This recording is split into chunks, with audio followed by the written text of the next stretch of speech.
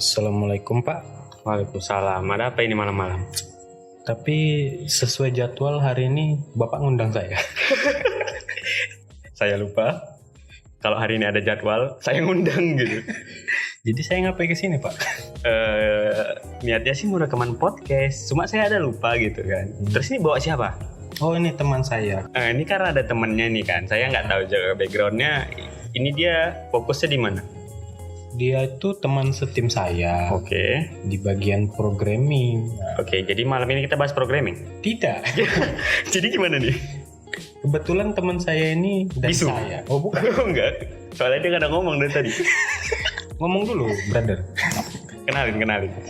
Perkenalkan. Halo, ini Krisna Kumara. Ya, saya teman dari Little Fandi. Oke lah, kalau gitu kita buka. Kita mau bahas apa nih? Kita mau bahas bagaimana dengan pembahasan yang kita bertiga itu ngerti. Dia ini anak RPL juga? Iya, Iya, saya anak RPL. Nggak programming. Jadi apa nih kira-kira? karena biasanya orang komputer itu tidak jauh-jauh dari yang namanya wibu. Kalau dibilang saya bukan wibu, saya pernah jadi wibu. Oke lah, nggak apa-apa lah. Jadi hari ini saya nanya aja. Tunggu. Bapak wibu apa ini? Wibu Naruto udah. Naruto. Oke. Nggak apa-apa. Karena semua orang pernah wibu pada masanya. Oke. Oke, kita mulai aja lah. 3, 2, 1.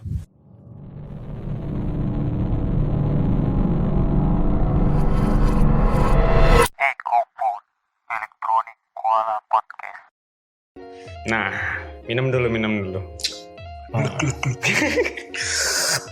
Nah, tidak. Nah, mantap.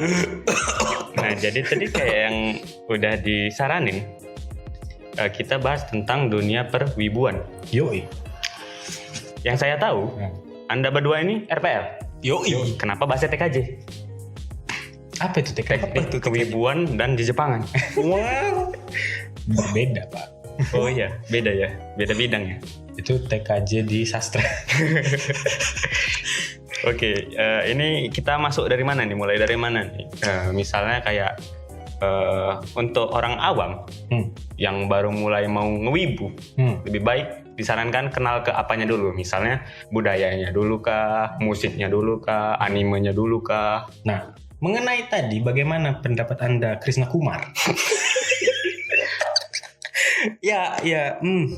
Saya terima kasih saya sudah datang diajak oleh Bahasa-basi teman saya. banget temen lo, Pak. Bang Pandi. Saya sebagai wibu di sini sangat bangga ya. Rekomendasi. Oh, rekomendasi. Kepada para pemula. Oke. Cabang. Iya. Ya, sebenarnya dulu masih kecil mungkin. Pengalaman pribadi ya. Oh, pengalaman pribadi. Bukan. Jadi untuk listener yang ingin mulai masuk ke dunia perwibuan, kenalkan kepada apanya dulu. Kayak yang udah saya sebutkan tadi, misalnya kebudayaannya dulu. Misalnya kalau mau jadi wibu, kalian ke Jepang nih, kalian harus tahu apanya dulu gitu. Oh enggak. Misalnya kayak passionnya kah, musiknya kah, filmnya kah, dorama, anime kayak gitu. Oh enggak, maksud saya pas masih kecil kan sudah nonton film-film Naruto, itu sudah mengenalkan budaya-budaya dari Jepang. Pemicunya gitu. Nah, dari bagian anime-anime tadi, menurut kalian studio-studio mana yang bagus gitu? Yang bagus apa ya? Karena kan masing-masing studio punya gayanya masing-masing ya. Iya Pak. Nah, coba kalian kasih tahu, terus stylenya itu style yang kayak mana yang membedakan? Studio ya. Bagaimana, saudara? Mungkin yang terbesit di kepalaku mungkin Mappa ya. Apa itu style kayak mana? Mappa style gimana ya Pak? Kayak animenya enak untuk dilihat Pak. Penggambarannya juga bagus gitu.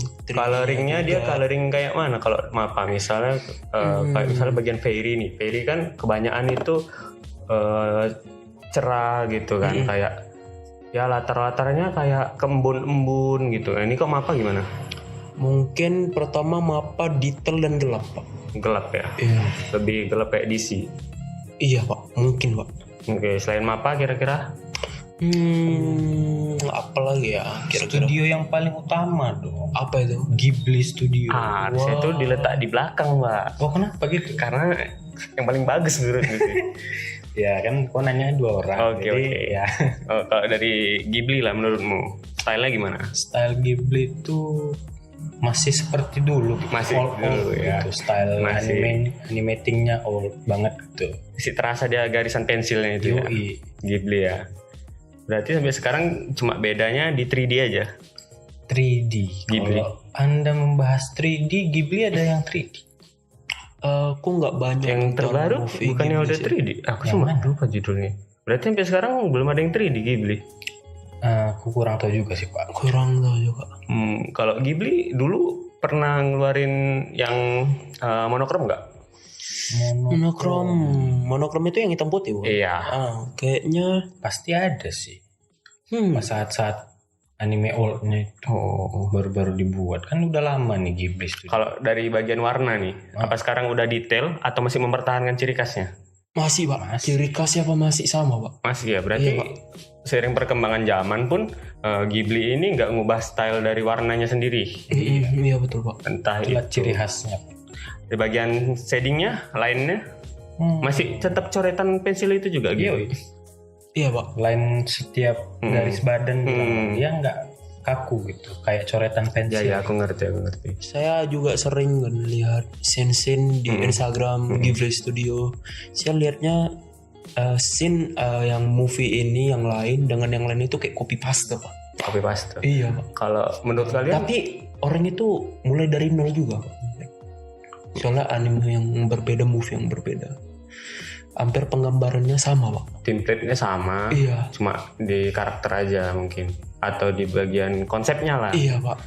Terus kalau menurut kalian ada nggak nih yang kayak buat apa namanya sound the ship, Sound the Ship. motion graphic, Grafik. ada nggak? Ada. Ada pasti. Tahu? Ada Pak.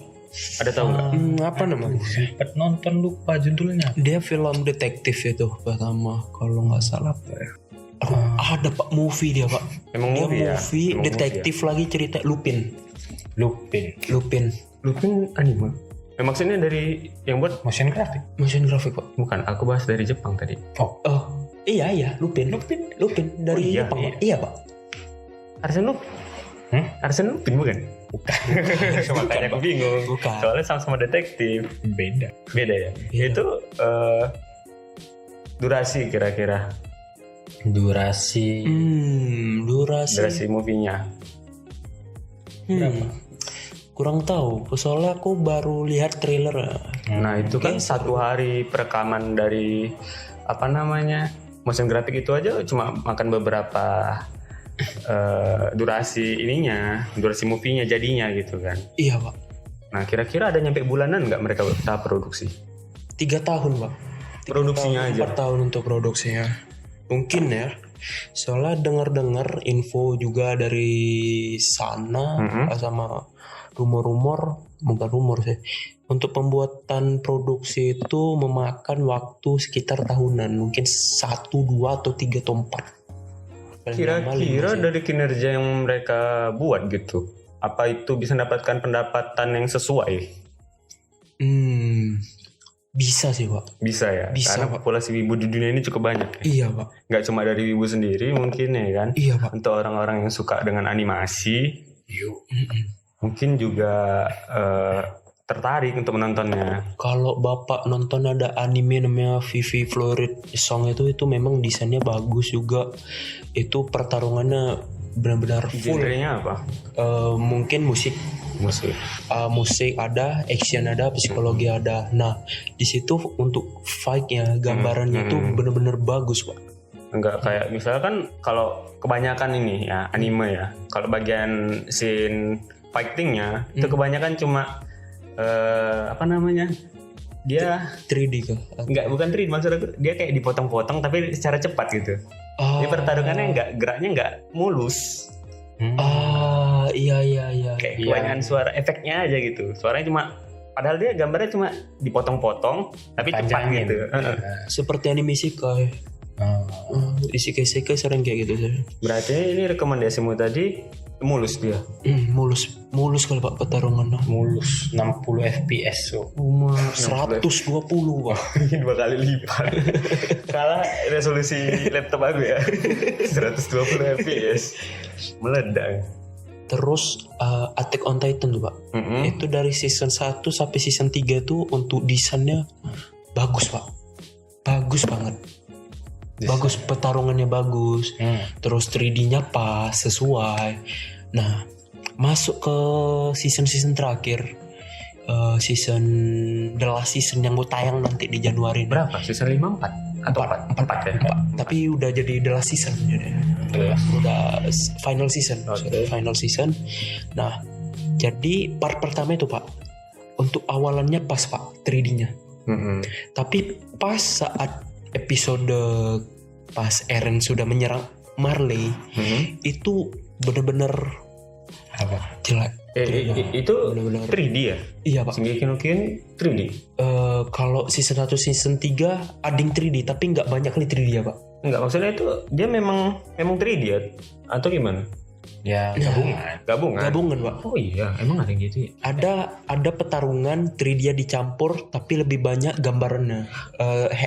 Hand apa sih namanya? Handwriting. Hand drawing. Oke. Itu jenis font ya. Shingeki no Kyojin tadi itu. Dari season pertama sampai season ketiga itu dia berkembang atau stylenya tetap? Season 1 sampai season 3 tetap Pak. Hand drawing, tapi ada campur 3D dikit lah. Tapi enak untuk ditengok di mata. Nah, final season ini full 3D. Karena full 3D CGI. Studio ya kan. Oh iya, pindah studio ya? Iya. Kemana? Dari mana kemana? Itu deh. Itu dia pertama dari Weird Studio. Mungkin masalahnya bukan pindah studio ya Pak. Mungkin pertama anime season Shingeki no Kyojin Attack on Titan part pertama itu tayangan 2013 atau 2014? 2013. Oke. Itu nah itu Weird Studio itu diberi waktu 2 tahun atau 3 tahun untuk mengerjakan anime itu. Nah, season part 2 itu 2017. Itu lama tuh Pak, dikasih jatah waktunya cuma 3 tahun atau 4 tahun untuk mengerjakan hand draw-nya. Season 3 2018. Iya kah? 2018. Gini dong, kalau misalnya yang namanya perkembangan ini, aku ngasih contoh kayak animasi Upin Ipin lah misalnya. Oke. Kalau dulu kan mereka mungkin berawal dari 3D yang pas-pasan gitu ya. Kalian tengok perkembangannya sekarang gitu. Bahkan kepalanya aja udah kilat kelihatan gitu. Nah, Shadingnya ya. jadi apakah dia berkembangannya kayak gitu? Apakah dia termasuk yang ini season 1 udah tamat sampai di sini? Kita nggak ngasih tahu ke penonton kalau ini bakal ada lagi season 2 gitu. Nah, jadi kan di tahap waktu yang agak lama itu kita bisa berkembang gitu. Apa dia masih tetap mempertahankan itu dan bahkan ngasih tahu ke penonton kalau kita bakal ngeluarin season 2? Kalau untuk Attack on Titan ya, garapan Weird Studio makin bagus Pak perkembangannya.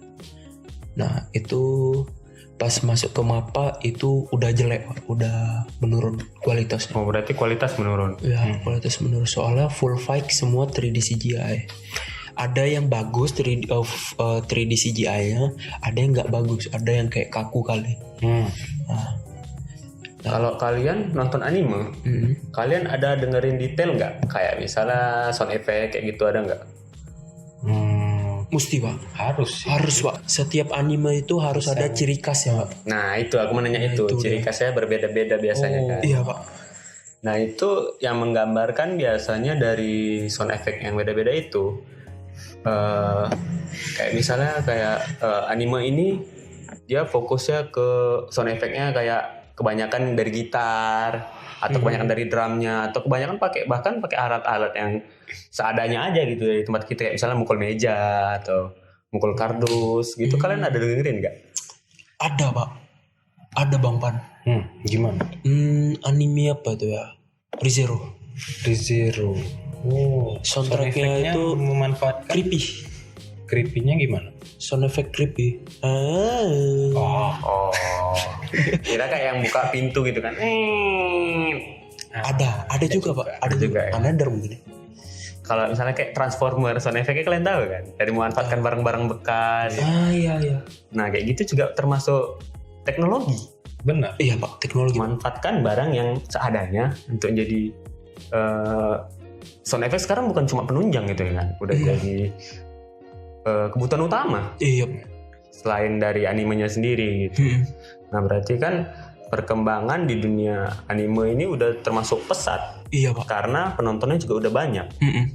Oke, ini saran untuk pendengar yang fokusnya mungkin anak sekolahan, yang kurang lebih ya dari kita juga anak-anak pemrograman. Kira-kira ada nggak yang bisa mengedukasi mereka untuk nonton anime? Itu jangan yang gini-gini aja gitu, harus ada edukasinya. Kira-kira apa? Banyak Pak. Ada berapa ya? Setahu saya tuh ada 3 atau 4. Mungkin 3 Pak. Satunya lagi saya sudah lupa judulnya. Saya juga mencari judulnya itu Pak. Yang pertama itu, ini Krisnaluan ya Bang ya? Nah, itu pertama New Game. Anime New Game. Untuk pemeran utamanya itu cewek ya. Nah, ceweknya ini masuk ke dalam perusahaan game Pak. Terus perusahaan untuk buat game. Nah, di situ tuh ada edukasinya Pak. Apa tuh? Gimana orang itu buat game secara 3D. Ada orang itu untuk komunikasi, gimana game itu apa, musyawarah, diskusi, terus perkodingan Pak. Ada codingnya juga. Ada Pak. New game ya. Kayaknya New Game tuh lebih fokus ke desain karakter. Iya, lebih desain ke karakter. Tim programmingnya nggak dibahas kali gitu ya. Mungkin dibahas kali Pak di manganya tuh, Di sumber manganya, lain ya. lagi. Kalau di anime sendiri Novel. lebih ke AI-nya. Iya. Oke, selain itu mungkin ada lagi. Sword Art Online Pak. Sao tadi yang Iya, udah Pak. dibilang Pandi. Nah, itu sisi itunya dari mana? Sisi SAO temanya sudah sesuai Pak, game. Pembuat game Akihito, siapa yang Kayak Baki. ya kayak Mbak Akihito itu programmer ya Pak. programmer dia. Yang Sao itu. buat Sao. Oh, yang buat animenya ini. Itu Bukan buat gimana animenya, Jadi buat game. buat game di dalam gamenya. animenya. Oke. Masuk dia ke season 2 season 3 Kirito tuh pemain utama udah buat kan ada tuh anaknya di Dia SAO. di situ player atau dia juga pengembang? Dia Season 1 dia player. Season 1 dia player. season 2 ketiga udah kayak pengembang proyeknya sendiri, bukan dia nggak buat kayak game SAO enggak. Dia kayak buat anaknya yang ada di SAO tuh kayak anak angkatnya itu bisa ke real life. Oke. Anaknya itu merupakan Game. AI. Iya AI, anaknya Nah, AI AI-nya itu ditarik jadi anaknya sendiri gitu. Iya. Awalnya dia itu dari kayak mana gitu bilang, kardinal. Istilahnya kalau di Sao tuh bot dia bot. Nah, NPC. ya. Aku kira kardinal merek. Jadi dia merasa kalau si Kirito ini pemeran utamanya ini beda dari yang lain playernya. Status dia. Oh, NPC bisa berpikir juga. Iya. Tapi Itu Pak, AI. anaknya Kirito ini sudah diprogram memang NPC yang spesial, Oh. yang udah kayak bener-bener manusia, pendekatan manusia. Nah, jadi gitu guys. Kalau nonton anime itu nggak cuma ya sekedar nonton yang bagian action atau romance-nya aja. Kita juga harus bisa dapat edukasi ya. Entah itu kita belajar dari desainnya atau kita belajar dari kayak mana sih cara buatnya gitu kan. Oke lah, gak usah jauh-jauh kita dari umum. Mungkin gak usah jauh-jauh lah kita dari teknologi. Hataraku Saibo Pak, itu tayang di net. Itu menceritakan darah, gimana darah bekerja. Di net. Organ dalam tubuh, sel-sel dalam tubuh itu bagaimana itu kerja. edukasi juga. Iya Pak. Anone. Iya Pak. Aneh. Nah itu dia sel jalan. Terus Subasa Pak. Subasa Main bola. Hubungan sama teknologi apa? Ya sih. Iya. Ini kita konteksnya. Oh ya, kita konteksnya teknologi. Biasaan. Nah, Oke lah, mungkin untuk top rekomend dari kalian udah disebutkan masing-masing lah ya. Iya Pak. Mungkin itu aja yang udah aku tanyakan ke kalian untuk mendapatkan respon dan rekomendasi. Iya Pak. Oke lah, makasih buat kalian berdua yang udah mau datang ke sini, walaupun aku lupa kalau kalian mau datang. Itulah bapaknya. Lain kali di telepon ya. Oke, nanti aku buat reminder lah di kalender. Oke, ribu makasih buat kalian yang udah ngasih tahu juga. Makasih juga pada listener yang udah dengerin kita sampai saat ini. Maaf kalau kita ada salah ngomong. Sorry gitu ya guys kalau misalnya ada salah ngomong, salah jelasin, informasi, salah mungkin. informasi, menyinggung juga. Sorry banget lah bro. Yaudah deh, kita pamit deh ya. Iya. Bye kawan-kawan sekalian. Iya. Ano.